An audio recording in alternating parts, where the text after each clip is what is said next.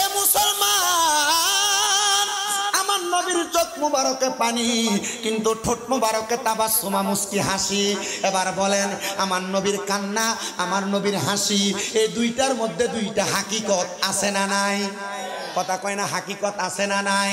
ও বন্ধুরে, আমার নবী নিজ থেকে কোনো কিছুই তো করতেন না, কারণ আমার নবী যা করতেন স্বয়ং আমার আল্লাহ তাআলার নির্দেশে করতেন।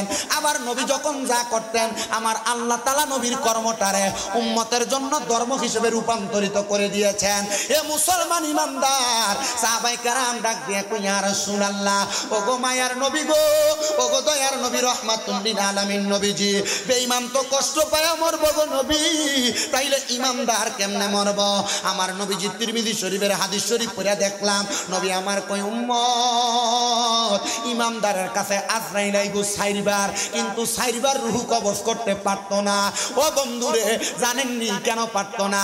ওরে তওবা নামক গাছটি আছে, পাতায় পাতায় লেখায় আছে মানুষের হায়াত আসেনি, আসেনি। এ মুসলমান, যখন বান্দার ওই তওবা গাছের পাতাটা চিরা পইরা যায়, বান্দার হায়াত শেষ হইয়া যায়, কিন্তু আজরাইল বান্দার সামনে চইলা আসে। আজরাইল প্রথম হামলাটা দিব আপনার বুকের মধ্যে, বুকের মধ্যে তাইকা দুইটা ফেরেশতা ডাক দিয়া বলবে, রে আজরাইল, কেন বান্দার বুকের মধ্যে হামলা করো? বলে, বান্দার বুকের মধ্যে আল্লাহ নবীর ভালোবাসা আছে, এই বুক দিয়া বান্দার রূহ বাহির করা যাবে না। আজরাইল ফিরে যাবে আল্লাহ তাআলার কাছে, আবার প্রেরণ করা হবে, এবার বান্দার চেহারা বরাবর আক্রমণ করা হবে। বান্দা তো ইমানদার, বান্দার কপাল থেকে আওয়াজ আসবে, রে আজরাইল, বান্দার কপাল দিয়া রূহ বাহির করা যাবে না। বলে, কেন কেন কেন রূহ বাহির করা যাবে না? বলে, বান্দা ইমানদার হওয়ার কারণে 5 ওয়াক্ত নামাজ আদায় করেছে, সাজদা দিয়া দিয়া সুবহান রাব্বিয়াল আলা বইলা আমার আল্লাহ তাআলার প্রশংসা করেছে, এই জন্য বান্দার কপাল দিয়া রূহ বাহির করা যাবে না। এবার বান্দার ডান দিকে হামলা করা হবে, বান্দার ডান দিক থেকে জবাব আসবে, রে আজরাইল, বান্দার ডান দিক দিয়ে রূহ কবজ করা যাবে না। বলে, কেন কেন? বলে, বান্দার ডান দিকে আছে তার পিতামাতার খেদমত, এই পিতামাতার খেদমত আজরাইলকে বাধা প্রদান করবে, বাম দিকে হামলা করবে, বাম দিক থেকে জবাব দিবে, রে আজরাইল, বান্দার বাম দিক থেকে হামলা করা যাবে না। বলে, কেন কেন কেন হামলা করা যাবে না? বলে, বান্দার বাম দিকে আছে বান্দার দান এবং সাদাকা। ও আল্লাহ গো, বান্দার রূহ কেমনে কবজ করতাম? এবার আমার আল্লাহ পাক রব্বুল আলামিন বলবে, বান্দার রূহটা কবজ করতে হইলে অপেক্ষা করা লাগবে, কারণ যারা ইমানদার, যারা মুসলিহ, যারা সালেহ, ওই সালেহীন বান্দারা ইন্তেকাল করার সময় কালিমা নসিব হয়। আপনারা বলেন, ইমানদার বান্দা মরার সময় কালেমা পড়ে মরে, এই বিশ্বাস আপনারা সবার অন্তরে আছে না না? বান্দার রূহটা কেমনে কবজ করব? বেঈমান বান্দা তো বড় কষ্ট পাইছে, আঘাত পাইছে, কিন্তু ইমানদার বান্দার সামনে আইসা আজরাইল ফেরেশতা অপেক্ষা করবে, বান্দা কখন জবান দিয়া কালেমা পড়বে, ওই কালেমার বাতাস যখন বের হবে, ওই বাতাসের সাথে বান্দার রূহ কবজ করে নিয়ে যাবে। হাইরে মুসলমান, ও আমার মনে অন্ধ, হরিপুর কবরবাসীর স্মরণে যুবক বিন্দুর উদ্যোগে 16তম সুন্নি মহাসম্মেলনে এই মরহুম হাজী শ্রমবিদা ঈদগাহ মাঠ প্রাঙ্গণের জান্নাতের বাগানের ভাই বাবারা, এই ব্যক্তিটারে যখন রূহটা কবজ করব, বান্দা এত কষ্ট পাবে না বেঈমান যত কষ্ট পাইছে। নবী গো কেন? বলে, একটা ছোট বাচ্চা দুধের জন্য যখন কান্নাকাটি করে ঘুম থেকে জাগ্রত হওয়ার পর তার মা তার মাথার মধ্যে হাত বুলিয়ে দিলে ছোট বাচ্চা যেমন আরামে আরামে ঘুমায়া যায়, ইমানদার বান্দা এমন আরামে ঘুমায়া যাবে, বান্দা মৃত্যুর খবর টের পাবে না, টের পাবে না। বলে, কেন কেন? কারণ বান্দার ইমানের দৌলতটা বেশি ছিল, আমলের দৌলত বেশি ছিল। ইমানের দৌলত যদি না থাকে, আল্লাহর কসম কবরে যাইবা, আল্লাহ তাআলার কাছে মুখ দেখাইতে পারবা না। আমার রূহ কেন তুমি এত আস্তে আস্তে নিয়ে যাও? তুমি যদি জানতা আমার আল্লাহ তাআলা আমার জন্য কত আরামদায়ক জায়গা রেডি করে রাখছে, তাইলে তুমি তো আমার জন্য আরামদায়ক জায়গার জন্য তুমি আমার আরো তাড়াতাড়ি নিয়ে যাইতা। জাননি রে মুসলমান, এমন ইমানদারের কবর বড় সুন্দর হবে। আল্লাহ তাআলা ইমানদারদেরকে 4 প্রকার জান্নাতের পানি পান করাইব। নবী গো 4 প্রকার পানি কোনটা? আমার নবী কয় 1 নাম্বার সারাবান তাহুরের পানি, 2 নাম্বার কাউসারের পানি, 3 নাম্বার জান্নাতের মধু, 4 নাম্বার জান্নাতের দুগ্ধ পান করাইব। নবী গো আমরা তো ইমানের দৌলতে ধনী হইতে পারি নাই, আমরা কোন দৌলত দিয়ে আমাদের জীবন মরণ কবর হাসর মিজান সাজাইমু? আমার মনি অন্দার বাবা, এ পদ্মার অন্তরালের মা, শোনো গো, অন্তরের কানটা লাগে শোনো। আল্লাহর বান্দারা, ইমানের দৌলতে জীবনটারে সাজাও। কবরের শান্তি, মরণের শান্তি, হাসরের শান্তি। অনেক মানুষ দামি বিল্ডিং বানায় কিন্তু ঘুমাইতে পারে না, ডাক্তারের কাছ থেকে ঘুমের ওষুধ আইন না ঘুমান লাগে। কিন্তু অনেক মানুষ 5 ওয়াক্ত নামাজ পড়িরা রাত্রবেলা কোন রকম বাতরা খায়া ঘুমাইলে ঘুম লাইগা যায়। ফজরের নামাজের আগে ওইটা তাহাজ্জুদের নামাজ পড়ে। হাইরে মনে রাখরে মনিয়মদের যুবকেরা, পর্দার অন্তরালের মা বোনেরা, তোমার মা বাবা তোমারে মানুষ করতে যাইয়া ইমানে কত বাধাগ্রস্ত হয়েছে, নামাজটা ঠিক মতো পড়তে পারছে না। তোমার আব্বা আম্মা ইবাদতটা ঠিক মতো করতে পারছে না। হায়রে আমার বাবা, ও আমার জান্নাতের বাগানের বয়স্ক মানুষেরা, আম্মা আব্বাটা কবরে কেমন আছে তুমি একবার তো খবর লইলা না? ওরে 3.5 হাত গর্তে ফেলে কেমন করে আইলা চলে, তোমার বাড়ি আইতে দেরি হইলে যেই মা ঘুমাইতো না, ওই কবর দেশে মায়ের পাশে একটু রইলি না রে। কবর দেশের খবর লইলি না। কেমন আছেন বাবা মনি, কেমন আছে মা জননী, একবার তো ফিরা চাইলি না। ওই মা বাবারে কষ্ট দিয়া দুনিয়াতে দিন কাটাইয়া শান্তি তুমি কখনো পাইবা না। আরে কবর দেশের খবর লইলি না। হায়রে যুবক ভাই, তোমার আব্বা তার জীবনটারে পানি বানাইয়া নিজে কোনো ভালো জামা কাপড় পরছে না। ঈদের দিনে পুরান জামা কাপড় আব্বা দান পরছে, কিন্তু তুমি সন্তানরে নতুন জামা কাপড় কিনা দিছে। আব্বারে যদি প্রশ্ন করতা, কি গো আব্বা আপনি যে নতুন কোনো জামা কাপড় পরেন নাই, আব্বা কইতো এখন কি আর আমার ঈদের বয়স আসেনি। সন্তান অভাবের কথা বলতো না। এখন তোমার কাছে লাখ লাখ টাকা, কিন্তু তোমার আব্বারে 500 টাকা দিয়া কিনে একটা লুঙ্গি পরাইতে পারো না। পরাইবা কেমনে? আব্বা জানতো অন্ধকার কবরে। এ সন্তান স্কুলে যাইতে, মাদ্রাসায় যাইতে তোমার আব্বা আম্মা 10-5 টাকা কাপড় রাস্তার মধ্যে বাইন্দা রাখতো, মা তোমার টাকাটা দিয়া দিছে। ওই মা আজকে অন্ধকার কবরে শুয়া রইছে, তোমার মায়ের কাপড়টা ফিরা থাকতো। ওই মা জননী অন্ধকার কবরে। এখন তোমার ব্যাংকে টাকার অভাব নাই, পকেটে টাকার অভাব নাই, কিন্তু তুমি তোমার মারে 1000 টাকা দিয়ে একটা কাপড় কিনা পরাইতে পারো না। ওই মা অন্ধকার কবরে। কিন্তু এমন অনেক সন্তান আছে, আম্মা আব্বা সন্তানের জন্য তার এই জীবনটারে নাশ করে ফেলছে, কিন্তু সন্তান বিবাহ করার পরে মা বাপরে আর বাদ দেয় না। আমি কই মুরে সন্তান, যদি কোনো সন্তান এমন মা বাপরে কষ্ট দিয়া থাকো, আম্মা আব্বারে দমক দিয়া থাকো, আম্মা আব্বারে বাত না দিয়া থাকো, দাও তোমার পাও আমার সামনে দাও, আমি আমার জিহ্বা দিয়া তোমার পাও পরিষ্কার করে দিব। শুধু আদা করবা, যদি মা বাবার মনে কষ্ট দিয়া থাকো, এখান থেকে বাড়িতে যাইয়া মা বাবার পাওটার মধ্যে ধরবা, ধরে বলবা মা ও আব্বা, আল্লাহর রাস্তায় আমি সন্তানরে মাফ করে দেন। যতক্ষণ পর্যন্ত তোমার মা বাবা মুখ দিয়া বলছে মাফ করে দিছি, ততক্ষণ পর্যন্ত মা বাবার পাও তুমি ছাইরো না। অনেকে চিন্তা করে হুজুর মাফ চামো দূরের কথা, 2 ঈদের সময় তো মা বাবার পা ছুঁয়া সালামই করি না।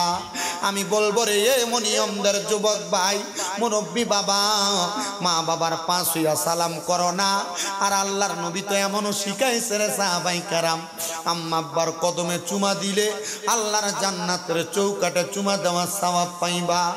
আপনাদের দোয়ার বরকতে কুমিল্লা শহরে আমার 6টা মাদ্রাসা, আমার মাদ্রাসাগুলার মধ্যে অনেক ছাত্র পড়ালেখা করে। আমার আল্লাহ তাআলা আমার যে সম্মান দিছে একমাত্র আমার আম্মা আব্বার দোয়ার বরকতে। মাদ্রাসায় ক্লাস 6-7 পড়ার সময় ওয়াজে শুনছিলাম, শোনার পরে বাড়িতে যাইয়া আম্মা আব্বার কদমে চুমা দিছি। এরপর থেকে আল্লাহ আমার যে সম্মান দিছে, আমি এই সম্মান পাওয়ার যোগ্য না। আমি সবার কাছে আবদার করব, অন্যায় করো আর না করো, ওই আম্মা আব্বার পায়ের মধ্যে ধরে মাপ চাইবা, দাম কমবে না। আম্মা আব্বার কদমের কাছে ছোট হইলে তোমার সম্মান কমবে না। কিন্তু অনেকে চিন্তা করে হুজুর আমার তো বাড়িতে আব্বা নাই, যাদের বাড়িতে আব্বাই আছে তারা বাড়িতে যাইয়া বাবার পায়ে ধরে মাপ চাইব। আমি কার পায়ে ধরে মাপ চাইমু? হুজুর যাদের বাড়িতে মা আছে তারা বাড়িতে যাইয়া মার পায়ে ধরে মাপ চাইব। আমার তো মা নাই, আমি কার পায়ে ধরে মাপ চাইব? এ সন্তান, আম্মা আব্বা কবরে মাপ চাওয়ার মতো সুযোগ তোমার কাছে নাই। আমি তোমার কাছে আবদার করব রে বাবা, আম্মা আব্বা যদি কবরে থাকে আখিরি মুনাজাত হবে, আল্লাহর দরবারে দোয়া করবা, রব্বির হামহুমা কামা রাব্বায়ানি সগীরা। কোন সন্তান যদি তার মা মারা যাওয়ার পরে, বাবা মারা যাওয়ার পরে এই দোয়াটা পইরা চোখের মণিকোটার মধ্যে একটা মাছের মাথা পরিমাণ পানি চাইরা দিয়া কান্দে, ওই পানিটা মাটিতে পড়ার আগে আমার আল্লাহ তার মা বাবার জীবনের গুনাহ মাফ করে দেয়। এ সন্তানেরা, এ নবীর উম্মতের দলেরা, আজকের মাহফিল কবুল হবে কি হবে না এটার গ্যারান্টি কেউ দিতে পারবে না। তবে আমি একটা গ্যারান্টি দেই, একে মাহফিল থেকে বাড়িতে যাওয়ার পর আগামীকালকে যখন দেখবা এলাকার কোনো দোকানে বৈশা কোনো বয়স্ক মানুষ বলতেছে, হ্যাঁ শামীম দাদার ওয়াজ শুইনা আমার ফুতে বাড়িতে আইসা আমি বাপের পায়ে ধরে মাপ চাইছে। কোনো মা একজন আরেকজনরে বলে, হ্যাঁ শামীম দাদার ওয়াজ শুইনা আমার সন্তান বাড়িতে আইসা আমি মার পায়ে ধরে মাপ চাইছে। মনে করবা মাহফিল কবুল হয়ে গেছে। সন্তানের দল, তোমার কাছে টাকা আছে, পয়সা আছে, কিন্তু তোমার মা বাবা অন্ধকার কবরে। একবার চিন্তা করে দেখো, মা বাপ যদি বাইচা থাকতো, যদি মা বাপরে মাসে 1000 টাকার ফল কিনা খাওয়াইতা, 12 মাসে 12,000 টাকার ফল কিনা খাওয়ানো লাগতো।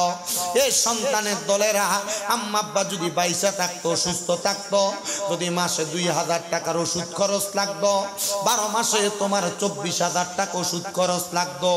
তোমার মা বাবা তোমারে বড় বাড়ি দিয়া গেছে, বড় ঘর দিয়া গেছে, খেতে খামারে জায়গা দিয়া গেছে। ওই জায়গাতে যদি তুমি ভাড়া থাকতা, মাসে যদি 5,000 টাকা করে ভাড়া দিতা, 12 মাসে 60,000 টাকা ভাড়া দেওয়া লাগতো। সন্তান, তোমার মা বাবা কবর থেকে তোমার কাছে কাছে ভাড়া চায় না, টাকা চায় না, খানা চায় না। আমি শুধু দোয়া করব আল্লাহ যেন যাদের মা কবরে, যাদের বাবা কবরে, তাদের আম্মা আব্বারে মাফ করে দেয়। একটা সন্তান কি দাঁড়াইবা, হুজুর এই এলাকার মসজিদের মিনারার কাজ চলতেছে, আমার মা কবরে, আমি মিনারার কাজটার জন্য 50,000 টাকা দান করে দিব। একটা সন্তান শুধু বলবা হুজুর আমার মা বাবা আমার লাখ লাখ টাকার জায়গা জমি দিয়া গেছে, ওই জায়গা জমি বিক্রি করলে কোটি টাকা যায় দাঁড়াবে। একটা সন্তান শুধু হাত বাড়াইয়া বলবা হুজুর আমার মা নাই দোয়া করবেন, আমার আব্বা নাই দোয়া করবেন, আমি 50,000 টাকা দান করে দিব মসজিদের মিনারার কাজের জন্য। 50,000 যদি বেশি হয় 20,000 টাকা দান করে দিবা কয়েকজন।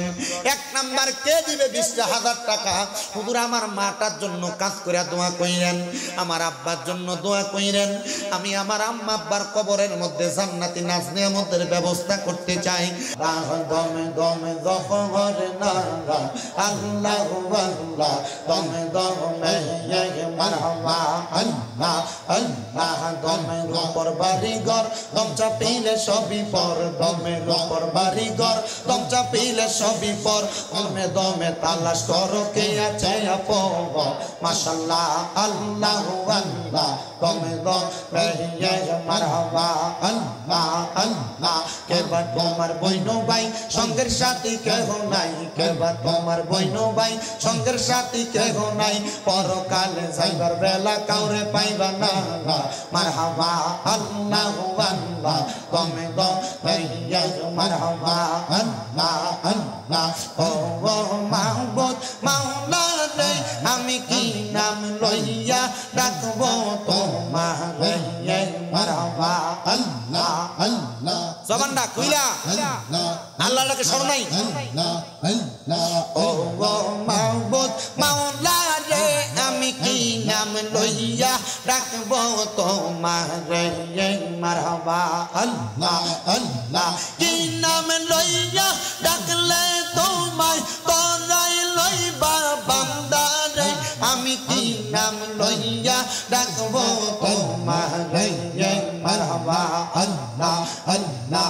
এক ডাকিলে মুসা নবী জি তার ডাকেতে সারা দিলা তোর পাহাড়ে, মারহাবা আল্লাহ আল্লাহ। খোদার নূরে পাহাড় জ্বলে মুসা নবী জ্বলে না রে, আমি কোন নাম লইয়া ডাকবো তোমারে, মারহাবা আল্লাহ আল্লাহ।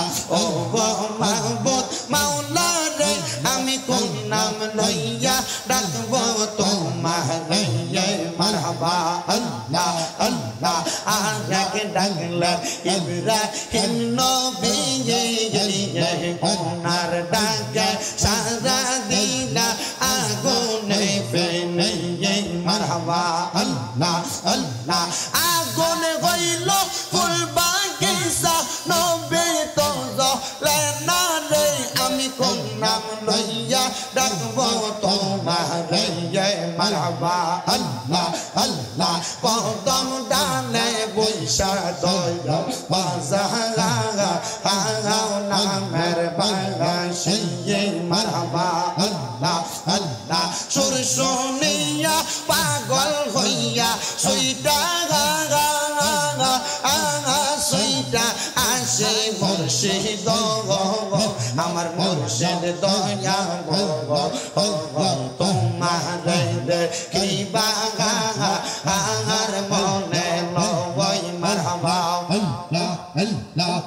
তোমারে না দেখলে ভক্তের পরা মুর্শিদ, আমার মুর্শিদ দয়া তোমারে দেখিবা আর মনে লয়, মারহাবা আল্লাহ আল্লাহ।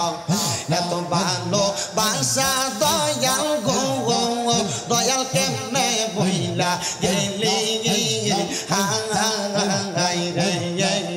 আমি গোপনে কই রাফি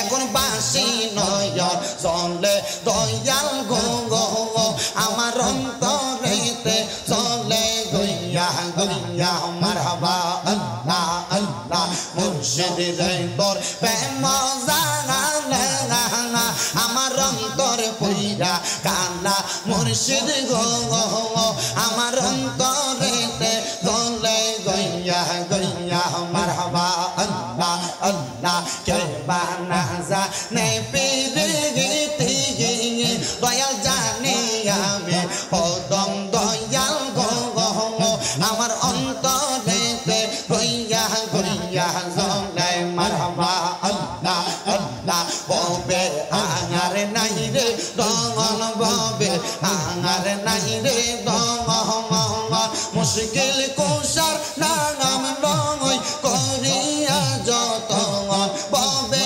আঙার নাই রে দঙ্গল মারহাবা আল্লাহ আল্লাহ আল্লাহ নবী মুশকিল কুশার তিনেতে একজন আল্লাহ নবী মুশকিল কুশার তিনেতে একজন হযরত ইমাম হাসান হোসেন দুই ভাই নবীজির রতন ববে আঙার নাই রে দঙ্গল মারহাবা আল্লাহ আল্লাহ আল্লাহ আল্লাহ মুশকিল কুশার কেমন দঙ্গল চিনলার না রে মোহন যেই না মেরি দোগাই দিলে দূরে যাই সমর ববে আঙার নাই রে দঙ্গল মারহাবা আল্লাহ আল্লাহ আল্লাহ আল্লাহ হযরত তাহলি মা ফাতেমা হাসান হোসেন দঙ্গল হযরত তাহলি মা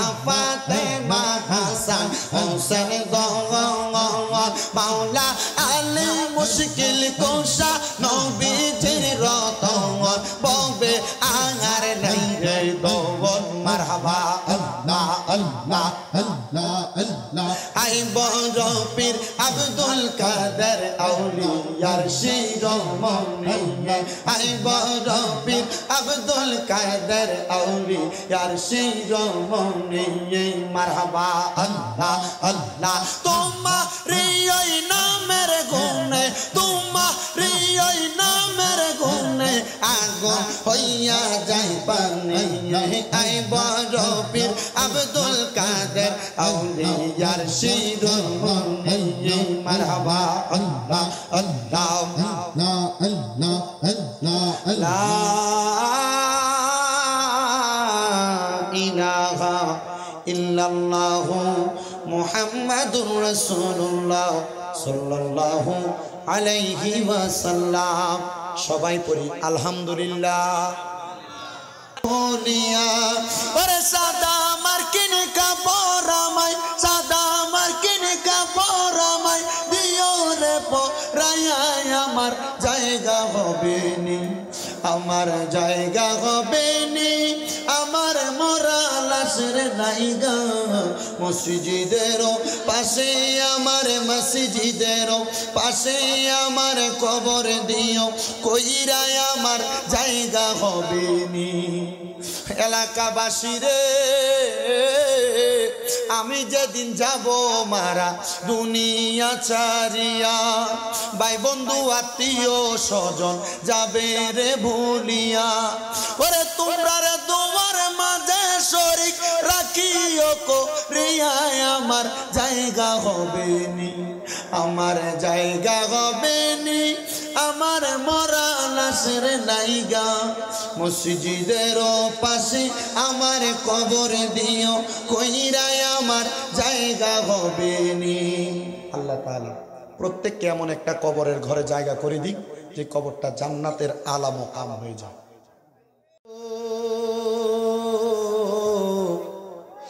মাবুদ ও দয়াল আল্লাহ আপনি কি আসমানে না জমিনে না পাহাড়ে না দরিয়ায় গত জীবনে আপনার কত তালাশ করলাম সন্ধান পাইলাম না আল্লাহ বহু সন্ধানের পরে এই বিবারিয়া জেলার অন্তর্গত আখাউড়া থানাধীন মনিয়ন্দ হরিপুর কবরবাসীর স্মরণে যুবক বৃন্দের উদ্যোগে 16তম বাৎসরিক সুন্নি মহাসম্মেলন মরহম হাজী সুনুমিদা ঈদগাহ মাঠ প্রাঙ্গণে আল্লাহ আজকের মজলিসে উলামায়ে কেরাম, হুফাজে কোরআন, তালিবুল ইলম, আমার দাড়ি পাকা মুরব্বী বাবারা, যুবক নওজোয়ান ভাইয়েরা, ছোট্ট ছোট্ট মাসুম বাচ্চারা, পর্দার অন্তরালের মা বোনেরা, মাপ পাওয়ার আশায় তোমার কাছে দুইটা হাত বাড়াইছে গো আল্লাহ। যার হাত তোমার কাছে মায়া লাগে, পছন্দ হয়, ওই হাতের উসিলায় আমরা প্রত্যেকের জীবনের গুনাহ ক্ষমা কইরা দাও মাবুদ। তুমি যদি আমরারে মাফ কইরা দাও আল্লাহ, তুমি কারোর কাছে জবাবদিহিতা করা লাগবে না। যদি রহমত দিয়া ভরপুর কইরা দাও আল্লাহ, তোমার রহমতের কোনো কমতি হবে না। তোমার রহমানুর রহিম নামের খাতিরে আমরা প্রত্যেকের জীবনের গুনাহ মাফ কইরা বেগুনাহ মাসুম বান্দা বানায়া দাও আল্লাহ। আজকের মাহফিলে যারা টাকা দিয়া, পয়সা দিয়া, শ্রম দিয়া, বুদ্ধি দিয়া, পরামর্শ দিয়া, মাইক দিয়া, লাইট দিয়া, প্যান্ডেল দিয়া, মিডিয়ার বাইরা সহ সম্মানিত শ্রোতা মণ্ডলী, পুরুষেরা, পর্দার অন্তরালের মা বোনেরা, দেশ বিদেশ থেকে সোশ্যাল মিডিয়ার মাধ্যমে দেখনেওয়ালা প্রবাসী ভাই বাবা মা বোনেরা, আল্লাহ প্রত্যেকের খাস দোয়া তুমি কবুল মঞ্জুর করে নাও। দয়াল রে, আজকের মুনাজাতে কে জানি হাত বাড়াইছে, কার জানি জগতের মধ্যে বাবা নাই। যেই বাবা রিক্সা চালাইয়া মাটি কাইটা মাথার গাম পায়ে ফেলাইয়া পরের বাড়িতে বদলার কাজ কইরা সন্তানরে মানুষের মতো মানুষ করার জন্য আব্বাজান নিজের রক্তরে পানি বানাইছে, এমন আব্বাজাদের কবরে আব্বার কবর জান্নাতের বাগান বানাইয়া দাও ও আল্লাহ। কে জানি হাত বাড়াইছে, কার জানি জগতের মধ্যে মা নাই। আল্লাহ, যাদের এমন মা দুঃখিনী অন্ধকার কবরে, আম্মার কবর জান্নাতের বাগান বানাইয়া দাও। বিশেষ করে রে আল্লাহ, আমার পায়েল মিদা দোয়া চাইছে, তার মা অন্ধকার কবরে, তার আম্মার কবর জান্নাতের বাগান বানাও। বিশেষ করে শাহ আলম ভাই ওনার স্ত্রীর জন্য দোয়া চাইছে। এমন ভাবে কত মানুষ তাদের প্রিয়জন হারাইয়া আজকের মুনাজাতের মধ্যে দোয়া চায়। আল্লাহ, তাদের প্রত্যেকের প্রিয়জনের কবরটারে নাজাতের ফয়সালা করো। এই কবরবাসী যারা কবরে, প্রত্যেকের কবর নাজাতের ফয়সালা করো। এই মাহফিল কিয়ামত পর্যন্ত কবুল মঞ্জুর করো। পর্দার অন্তরালে কত মা বোনেরা দোয়া চায়, আমার মা বোনদের খাস দোয়া তুমি কবুল মঞ্জুর করো আল্লাহ। দেশ বিদেশের কত প্রবাসী ভাইয়েরা দোয়া চায়, আল্লাহ প্রবাসীদের কামাই রুজি, ব্যবসা বাণিজ্য বরকত দাও। প্রবাসীদের শরীর স্বাস্থ্য সুস্থ রেখে কাজকর্ম করার তৌফিক দাও। এ মাহফিল ষোলতম মাহফিল, কিয়ামতের আগ পর্যন্ত এই মাহফিল দায়েম এবং কায়েম রাখো।